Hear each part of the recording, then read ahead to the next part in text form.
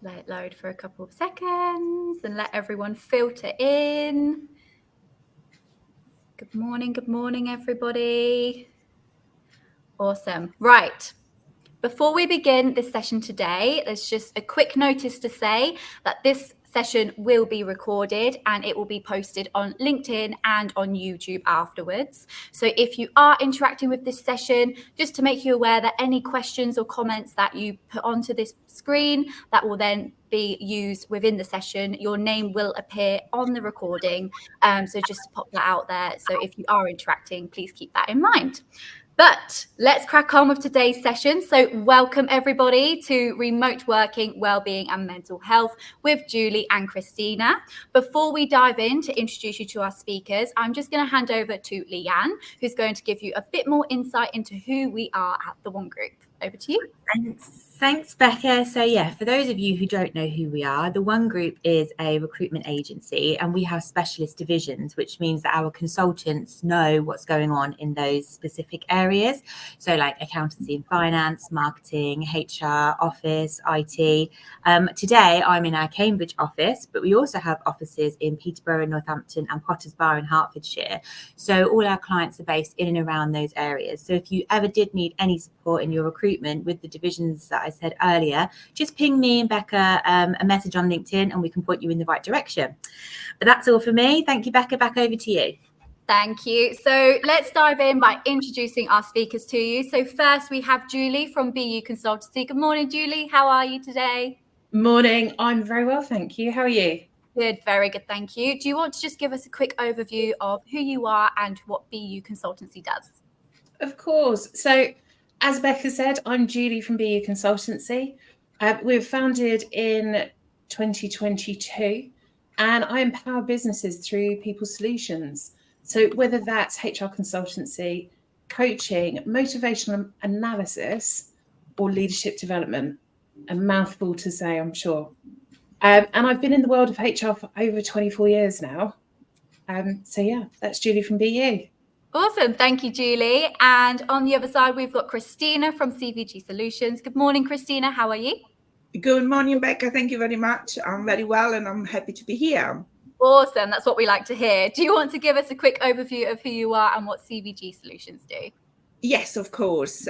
So I'm Christina from CVG Solutions and I am a GDPR professional.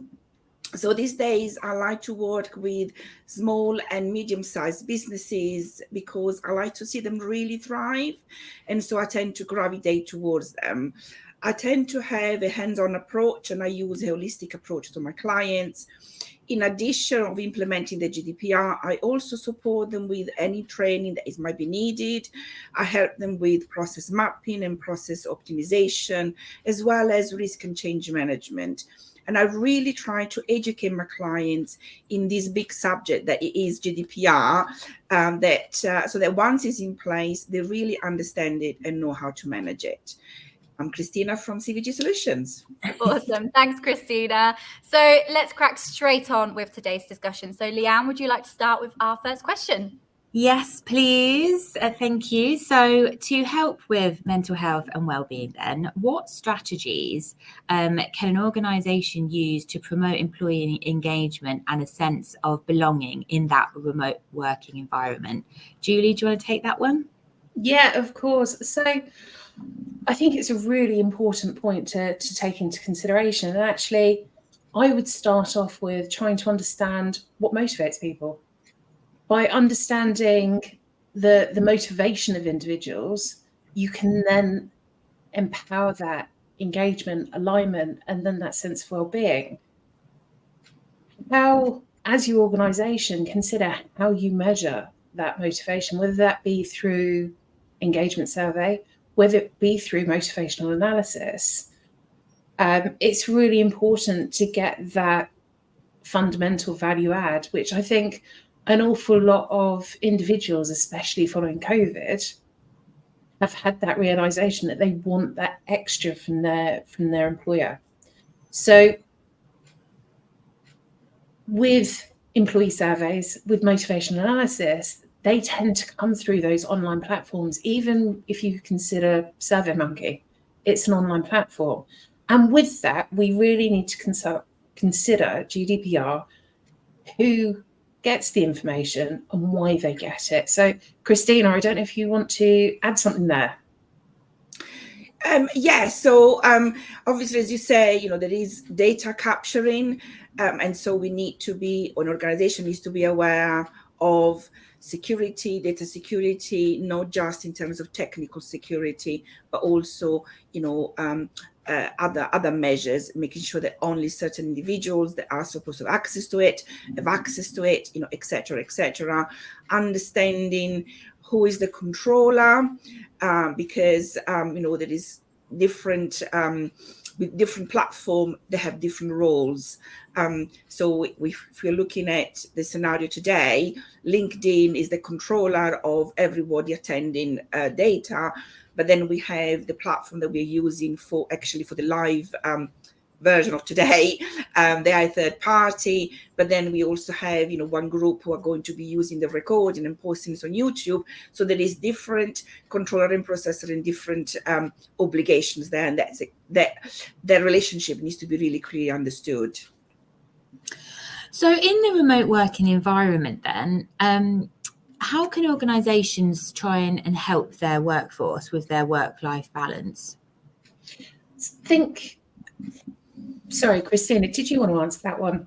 No, you go first. I'm happy with that. Okay, didn't want to just jump in. The joys of remote, isn't it? Of kind of everyone talks on, nobody talks. So I think in terms of work-life balance or work-life harmony, or life-work harmony, as I like to call it, because I think when I think of balance, I think of that 50-50, it's a fair split. And of course, very few of us get that 50-50 split in life and work. We need to think about different methods of having a balance. So again, what does that mean to our employees? How can we help them find the balance? Think about activities that we've done in the office or done sitting at a desk, and whether they can actually be done outside, going for a walk. Think about during COVID, all the different things that we used to do, the walk and talks, where people go outside. Now, I don't know about you, but I think I've certainly experienced it where as we've moved back a bit more back into the office, those walks and talks have kind of dropped off. They don't have to. I mean, given the weather at the moment, not surprised. Nobody needs to go out in a storm. But as we move into the lighter seasons, maybe that's something that will help people feel that they've got that harmony. We can also make sure and check in with individuals if we're doing virtual calls, having the camera on. If we think about the model of communication, a lot of it's based on the tonality and body language rather than the words actually being said. So if we can't see that, we lose that measurement in a sense. And I think also there's things such as FOMO, again, something that came out of COVID, or certainly I learned out from COVID, the fear of missing out. If we've got people who are wanting to work from home or wanting to work from different locations because they want to promote that balance, how do we make sure that they don't fear that they're missing out? How do we make sure that we communicate with everyone rather than just those people in the office and remember people in the office? And as I alluded to earlier, with the virtual calls, if we were all in a meeting room, we'd be able to sense when people are about to talk, not talk, etc. Being virtual, that's quite difficult. That's certainly a challenge. So setting those rules in place of, if you're going to talk, how do you notify people that you're going to do that, rather than that all in, all out? Yeah. I actually have an experience of that. I used to work fully remote for a company, and the whole team was in Edinburgh and I was fully remote. So they would have meetings and I would be on the screen, and it was very difficult to know when I could speak because I wasn't in the room and I couldn't get that sense that it was that time. Because when you're in the room, you just know. Yeah. Christina, was there anything you wanted to add? Yeah, so in terms of, work-life balance is important, and whichever initiative the organization is using to promote work-life balance, there is always an element of data that needs to be considered. So it's important that all members of staff to be aware of their surroundings.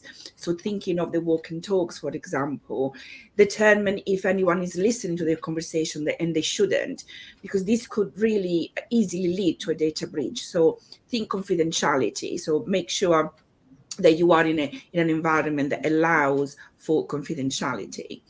And as Julie pointed out, during the lockdown, we saw a shift, in remote working, and therefore an increase in using, telecommunication system such as Zoom and Teams, etc. And we saw a lot of employers insisting that their employees had their camera on. Now, we need to remember that those employees were working from home.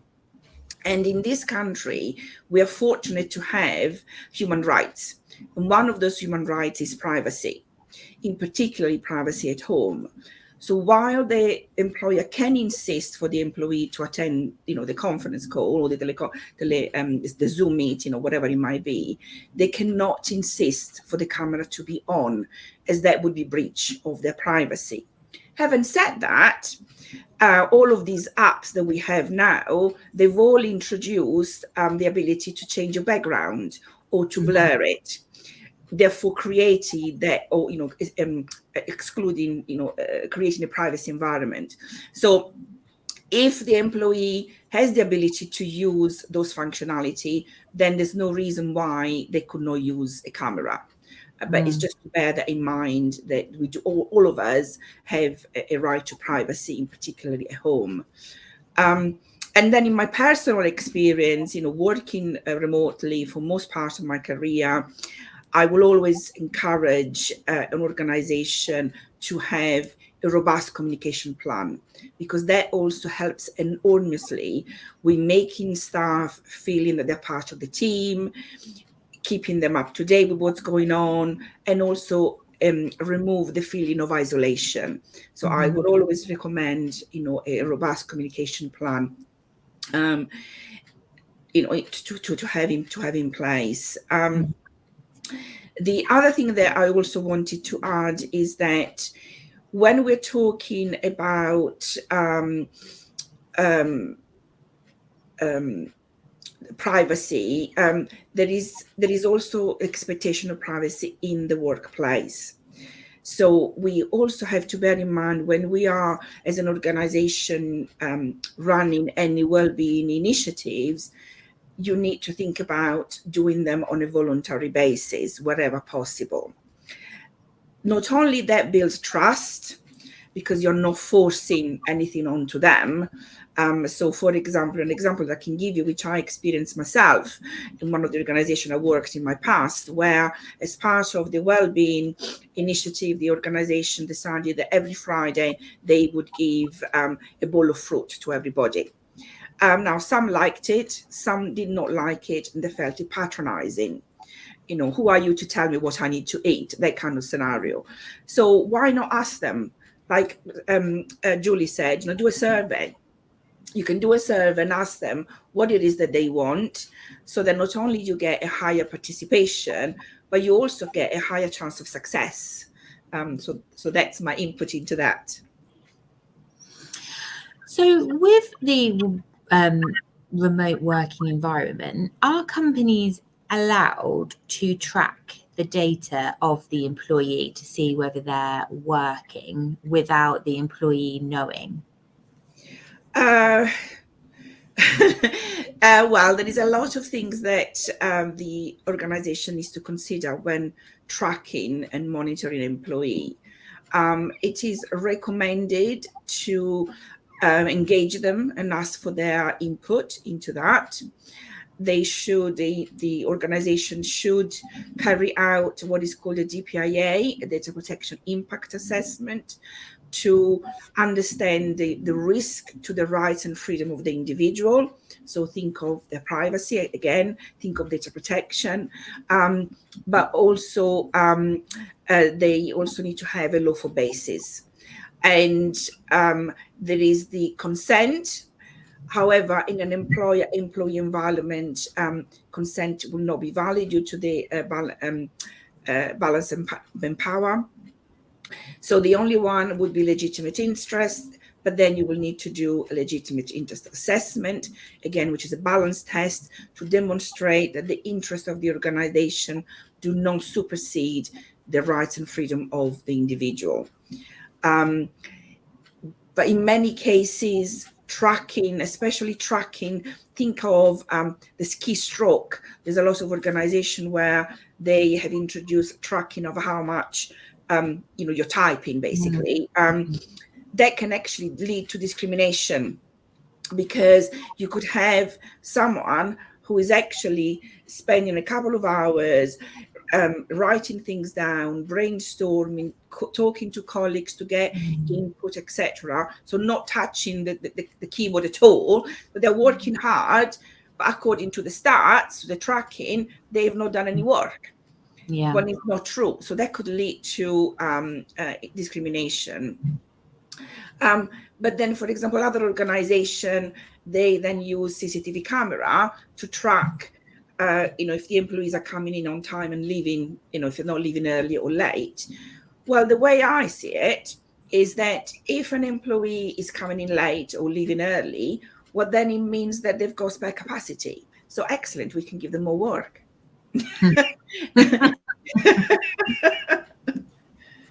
Thank you for that, Christina. So, Julie, to support people remote working with their mental health and well-being, how can organisations overcome the kind of self-isolation that people might feel and encourage collaboration with those people in the office? Yeah, so I think when we think of socialisation, what does it mean to each of us? Because it's going to be different. We're going to have some people that actually, they don't see it as self-isolation. They see it as their own time. They get downtime. They get time to recharge. So I think, again, I feel we're pushing the surveys and asking employees, but really there's been a shift in, sorry, see Becca's screen go dark. Oh, creepy. I think there's automatic lights in this room. You're not moving enough.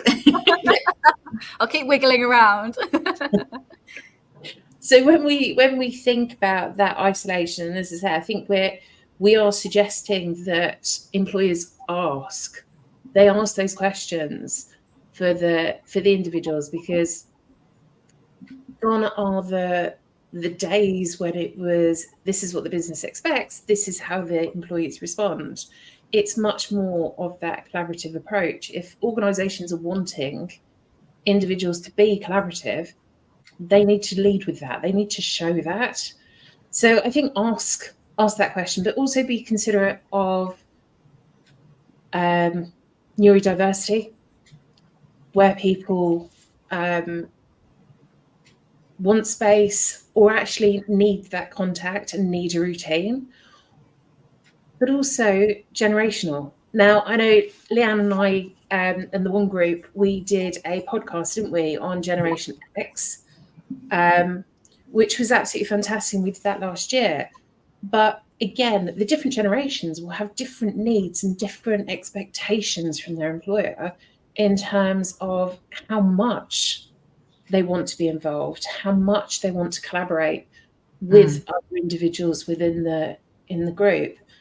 If we think about quizzes, and again back to COVID, but I think COVID has so much that it shaped our working life so much. I think by 3 months in of COVID, we were all quizzed out. Yeah. It was crazy, wasn't it? Where people were just like, I'm done. I'm answering more questions. But think about, actually, are there ways that we can help drive that collaboration through fun activities? Not suggesting everyone does quizzes every 2 days or whatever it was. Bring back the quizzes. When we're thinking about enhancing collaboration, don't just expect the employer to come up with the ideas. The employee needs to come forward and say, whether that's joint screen working, so you FaceTime your colleagues and just work together. You can do that. Again, remember, you're doing it. So if you're going to suddenly burst out into song or dance or anything else that may embarrass you, you are on FaceTime. So that's the small print. Do hold that in mind. We've also got all of these different techs that we can use. We've got the technology. So whether it's even having a brainstorming session through a Jamboard and sharing that through Zoom, all of these possibilities are there. But whilst organisations are keen to roll out the new tech, which is brilliant, we've equally got to make sure that we're training people on it, taking into account that if they don't know how to use the software and the technology, they're not going to use it. They're not going to get anything from it. And therefore, it's going to stifle that collaborative approach. So there's lots that we can do, but also we need to help people get to that point. Yeah.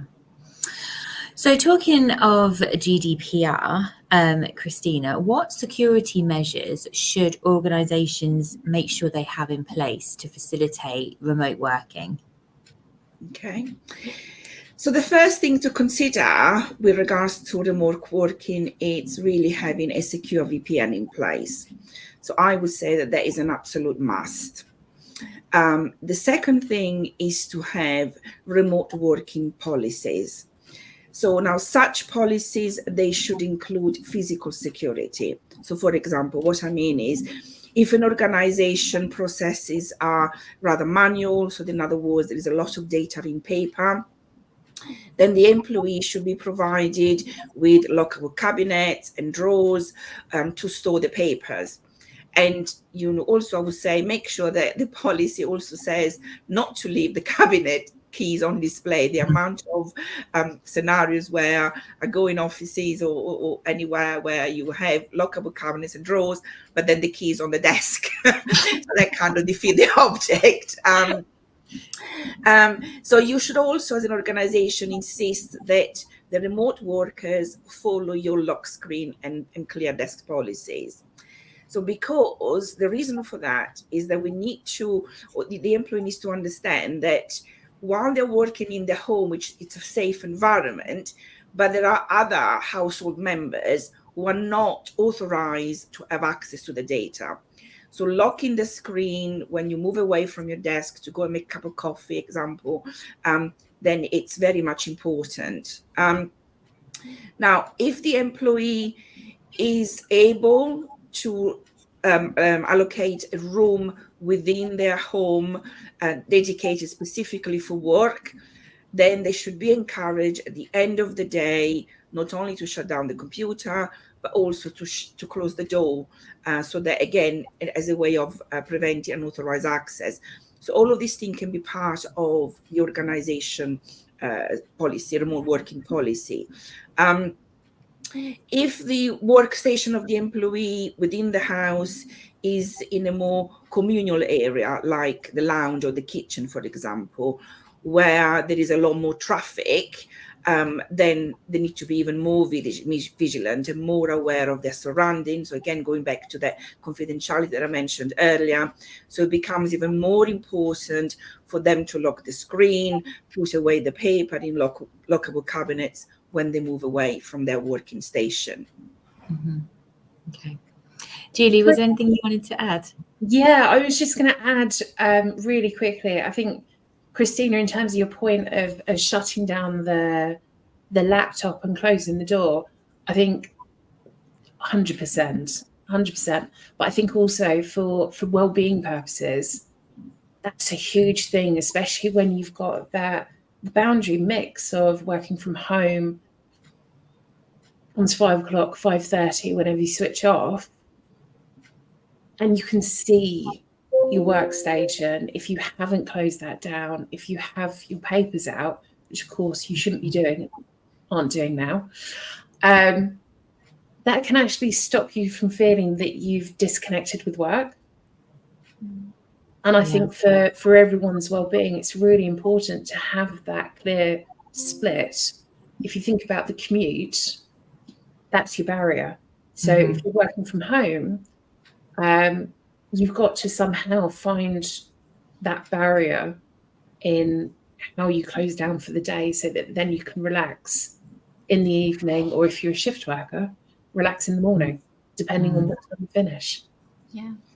Yeah, absolutely. I mean, I'm lucky enough that I'm able to allocate a room within the house specifically for my business, and I shut the door at the end of the day, so that it's a clear barrier for me to say work is done, I'm now in the house, and relaxing.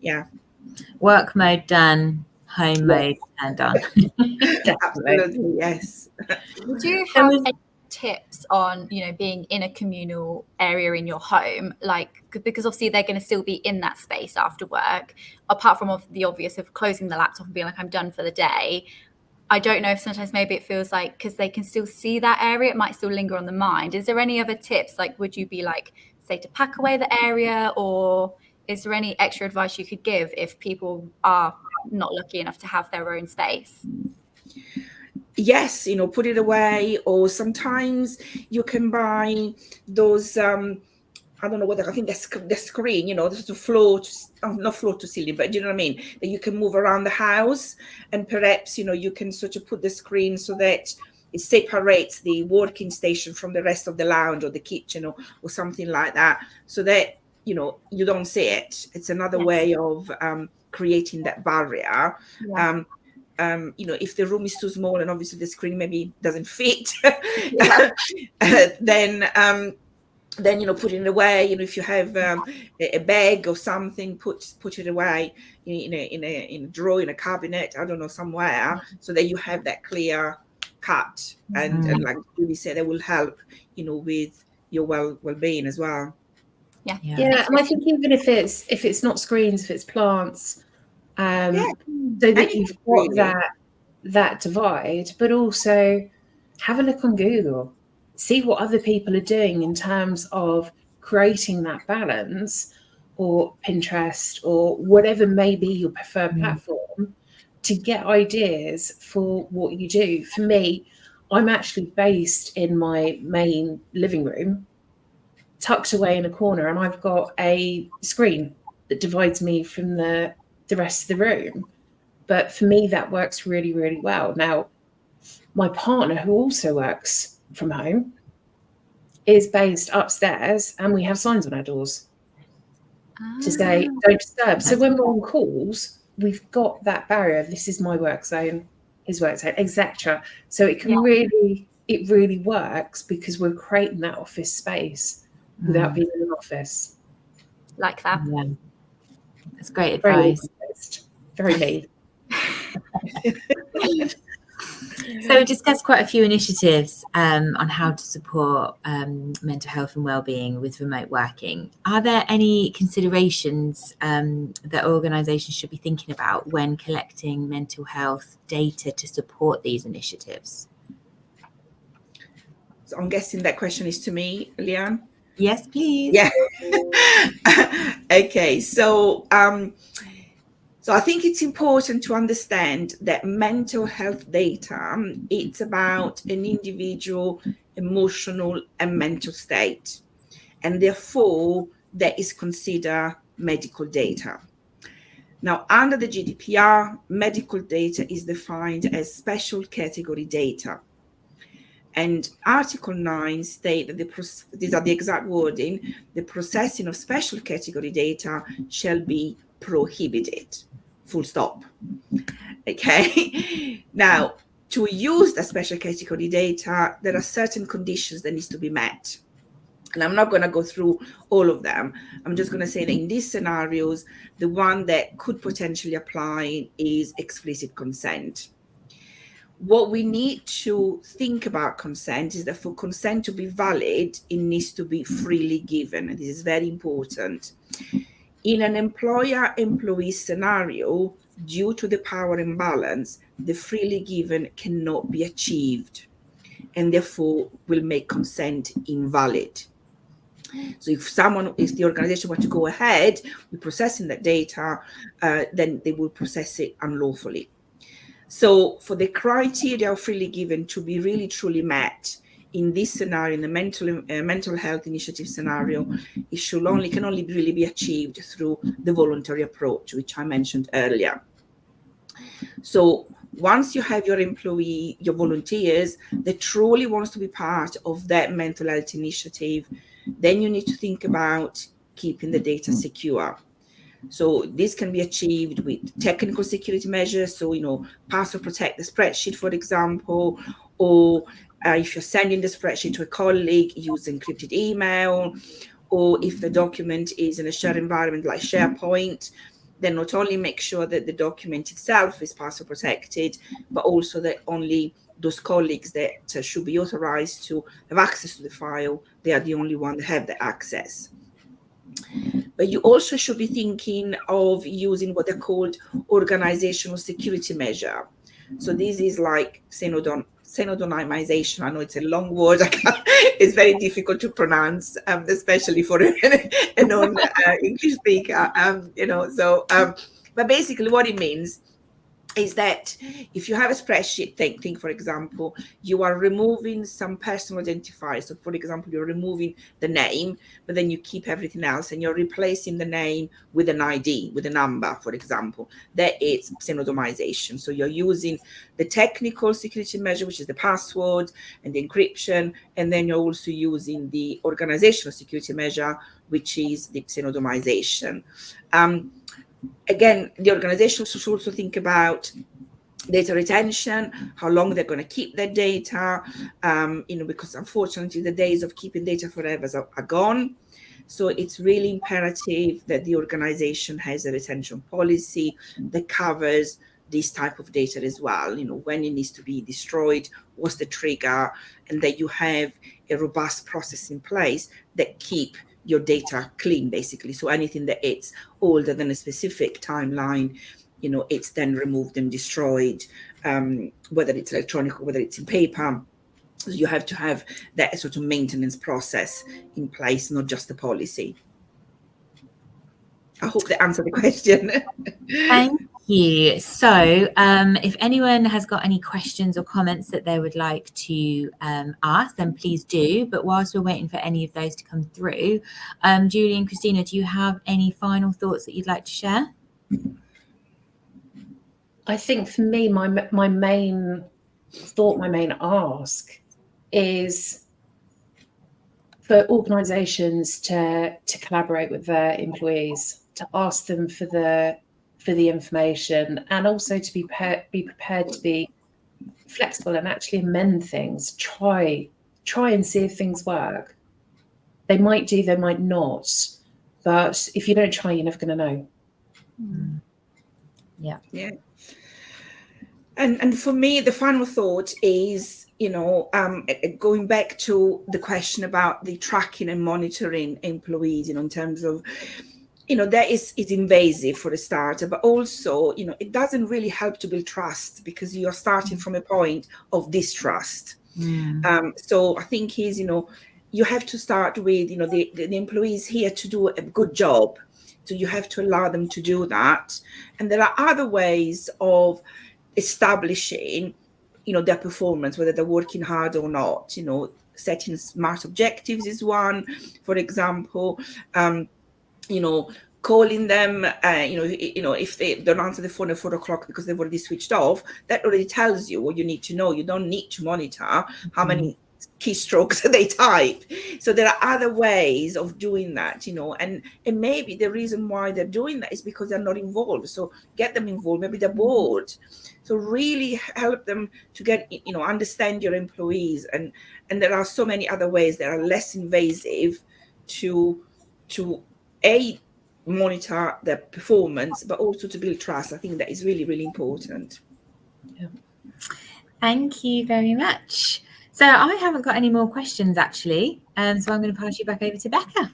No, thank you guys. That was a really, really great session. Even I've picked up some tips for when I'm next working from home. So it's really good. And I really liked the tips that, I was saying about the shared workspace, because I know a lot of people that work in a shared workspace and it's like, oh, it's hard to switch off from work. So I'll definitely be passing along those tips. I don't think we've had any more comments through today. However, everyone watching, if you do have any more questions that you'd like to ask Christina or Julie, I've just popped their emails down there. So please contact them or give them a message on LinkedIn. I'm sure they're both more than happy to help you answer any questions you have.